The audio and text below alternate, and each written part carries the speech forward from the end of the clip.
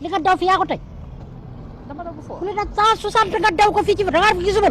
ay yow tam man daw ma je t'ai vu par les appareils ci appareil laal gisee li nga daw jaadul ak yéen man lu tax yéen jigéen ñi ngeen ñeme xel ah man dama daw bu baax daw ma bu baax ndànk laa doon daw. seen tànk yi diis naa mais ñeme ngir xel ah ay yow ndànk laa doon daw yow tam sama càmmeñ bàyyi li nga Sénégal te bay seen jox ko permis de conduire bi assurance be carte grise vignette visite technique extrait de naissance carte d'identité nationale cric masse cric clair roux triangle aja ba lépp ñëw Sénégal bay seen wàccal oto climatiseur bi la mooy siit. mais ça ne me concerne pas man damaa xool gis naa am na luy toog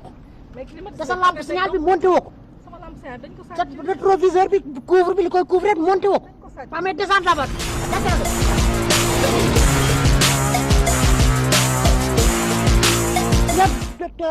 terminal la Adja Thiam laa tudd madame Seye. Adja Thiam madame looy liggéeyoo coiffeuse la grande coiffeuse du Sénégal xamee woo ma. waa mais xam nga te pourtant attention à chaque fois j'apprécie tes réactions j'apprécie tes actes envers notre pays ah mi ngi noonu de. liggéey bu rafet nga def ah di xam nga yow kenn waru laa jàpp di participer ci sama développement. waaw mais bien sûr bien te fi nga ko téye franc ah mi ngi noonu de. en tant que jigéen xam ne carrément lii boo ko defee ci réew mi dañ ci mën a jël ay yeneen jigéen ñu ñëw te di ñàkk di daan seen doole loolu c'est quelque chose ah waaw parce que dañu nekk ci jamono joo xam ne jigéen dañu war am métier. dañu war a jàng. waaw nga former ay xale yoo xam ne ci sa dëkk la sa fierté la. dëgg fierté nit la. dëgg man loolu rek laa am pour def ko sama dëgg dëkk. di créer ay employés. te waaw te bari na ñoo xam ne bii de pourtant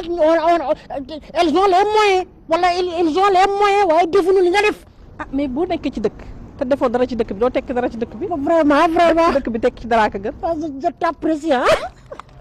noo fi ko téye fi de mais nag attention xawoon naa laa mere non ma mere yow tam yaay sama ndax càmmiñ. de damay dégg ci gars yi ñu naan des fois place su Adja boo fa demee wala yenn salon yi boo àggee dañuy jël sa place ba pare réserver ko boo ñëwee ñu jox ko keneen wala nga jël sa ticket ba pare ñëw ñu jox keneen place boo jàppal bàyyi kërëb mais coow li bari na seen milieu bi de Sénégal moom xam nga moom coob lee koy doxal des fois sax ñu dégg ñu nekk boo dikkee ci salon bi boo gaaree oto duñ la faale que boo gaaree oto dañ lay faale ci loolu la ñu xool ñun xooluñu loolu doomu aadama la ñu respecté ñun waa salon Adja Thiam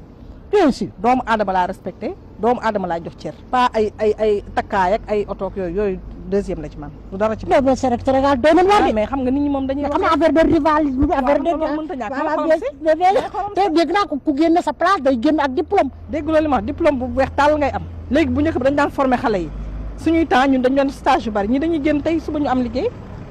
tamit ça c'est ba pare jox la matériel coiffure nga liggéey jox ba pare jox la matériel coiffure nga liggéey def sa formation tamit sax balaa ngaa pare formation yi mën nga commencé liggéey sa kër mën nga am xaalis parce que li ñu lay jàngal day tax nga mën ko ba bu ëllëgee non doo xaar pare sa formation pour liggéey ci biir liggéey bi ngay amee xaalis ci biir jàng bi ngay amee liggéey am xaalis tamit fu sa place fu mu ne complexe Yacine cité kër Xaadim la nekk doo ko bëgg a ñëw mën nga ñëw rek boo amee complexe Yacine la indi xalaat la indi la donc Adja nag attention mbaa yeneen salon yeeg yeneen kii yi gars yi des fois man de xam naa ne dëkk bi laa dëkk daal te wàcc naa fi sama cachet xam naa xale boo romb ba mu la complexe Yacine laa jàngee non lu muy def meilleur lay doon donc man kay pour yeneen place yeeg yooyu xaw a fii rek xaw a jaloux loolu mooy àdduna la àdduna moom il faut que mu am ndax yaa wuy ma buñ la ko waxee buñ la ko waxul ndax yaa ngi leen di gaañ de loolu mooy àdduna chérie loolu mooy di poye nga leen téye de ba pare da nga ca boole couture damay def couture def école de couture def école de coiffure ñaar yëpp laa am